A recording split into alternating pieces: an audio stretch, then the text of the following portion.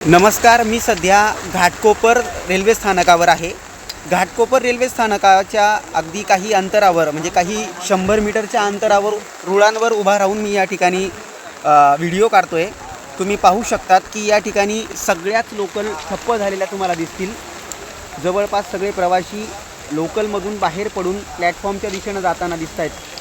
CSMTकडून म्हणजे छत्रपती शिवाजी महाराज टर्मिनसकडून ठाण्याकडे जाणाऱ्या आणि ठाण्यावरून छत्रपती शिवाजी महाराज टर्मिनसला येणाऱ्या सगळ्या लोकल या ठिकाणी ठप्प झालेल्या तुम्ही पाहू शकतात.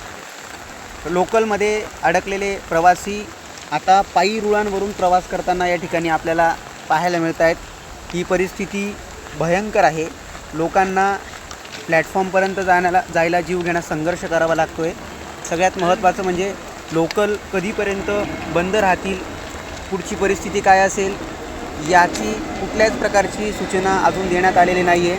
पावसाचा जोर तसाच सुरू आहे, त्यामुळे अजून किती काळ लोकल बंद राहतील, प्रवाशांचं काय होईल. कारण रेल्वे रुळांवर पाणी साचलं आहे, त्याप्रमाणे रस्त्यांवर सुद्धा पाणी साचल्याच्या घटना आहेत. आता ही प्रवाशांना म्हणजे त्यांना रस्त्याचा सुद्धा पर्याय उपलब्ध नाही आहे. इथे अडकलेले लोक या ठिकाणीच प्लॅटफॉर्मवरच ते थांबताना